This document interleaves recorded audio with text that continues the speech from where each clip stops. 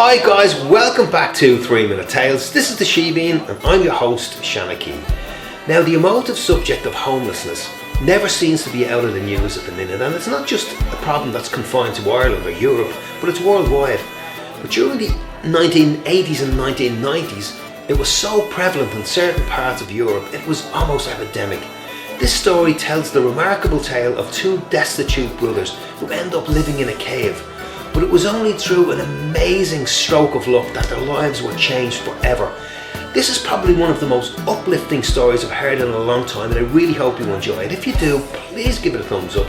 Don't forget you can leave a comment in the comment box down below if you prefer, and don't forget to hit that subscribe button. The subscriptions are building, but we really need more, so just hit that subscribe button. So sit back, enjoy. Thank you so much, and until the next time, I'm Shanna Key.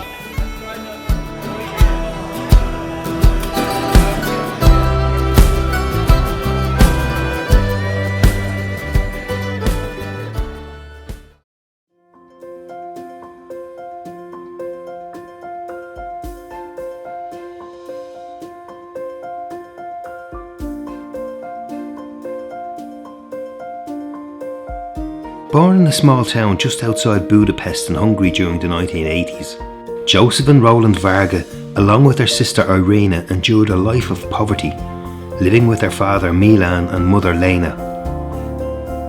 Lena was a particularly strict woman who would often scold her offspring if they didn't do exactly as she wished.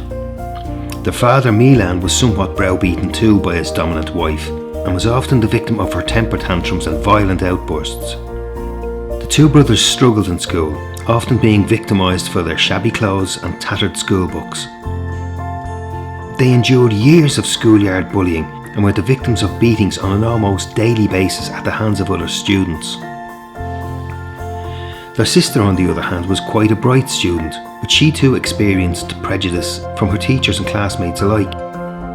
Their father Milan Varga was a baker by trade, but due to his chronic alcohol addiction, he often found himself out of work. This didn't help matters with his wife, who suffered with mental health issues, and by the time the boys were in their early teens, Lena had taken her own life. This, along with the responsibility of raising 3 children alone, Milan hit the bottle even harder. Within 18 months of his wife's death, Irina found her father dead in the backyard of their squalid 2-bedroom house. Authorities put Irina into the care of the state, where she remained until she was 16 years of age. By this time, her 2 brothers were both living rough on the streets of Budapest. Abiding by their strict Catholic upbringing, they refused to engage in illegal or nefarious activities to survive, scavenging for scrap metal and selling reusable items that they found in the municipal landfill site. Upon being released from state care, Irina was fortunate enough to find work looking after the children of a successful businessman in the suburbs of Budapest. And when he and his wife decided to emigrate to the United States for business purposes, they successfully applied to have Irina accompany them to live in Texas. Unfortunately, things went from bad to worse for Joseph and Roland when new local authority legislation was implemented, making it illegal to sleep in public places within the confines of the city. The 2 brothers had no other choice but to look elsewhere for somewhere safe to sleep at night. And after 10 days of searching, they found a secluded cave 5 miles from the city centre and set about to make it their new home. Joseph and Roland often spent up to 12 hours a day trawling through rubbish at the landfill site, searching for electrical and mechanical items that could be resold for money to pay for food and clothing. The 2 walked into Budapest 4 times a week, pushing 2 wheelbarrows full of goods that they hoped to sell to street traders. Although rough and ready, the 2 brothers were always respected by the traders and built up a trusting relationship with most of them. They were hard-working and honest, 2 attributes that held them in good stead with anyone who dealt with them. After living in their cave for almost 2 years and working hard just to survive, one frosty morning in January 2009, they walked into Budapest, hoping to sell some domestic appliances that they had found at the dump. As they pushed their barrows down a narrow side street, they were approached by 2 policemen who asked them their names. Afraid of being arrested for trading without a licence, the 2 men fumbled and contradicted each other with excuses. The policemen assured them that they were not in trouble and told them that they had been searching for them for almost 2 weeks. It was only by chance that they had been pointed out to the two policemen by someone who knew them that they had been identified. Reluctantly, Joseph and Roland left their wheelbarrows at the side of the road and accompanied the two cops to the local police station. When at the barracks, the baffled brothers were asked if they had any identification on them. The two brothers presented battered and out-of-date ID papers to the police officer, who smiled broadly and told them that a German solicitor had been searching for them for almost 12 months. After a call to the solicitor's office, the police officer told the two brothers to present themselves the next day at the police station.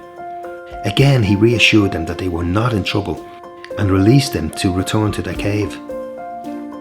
The next day, Joseph and Roland Varga met with a law firm representative at the police station and were told that their maternal grandmother had passed away in Germany.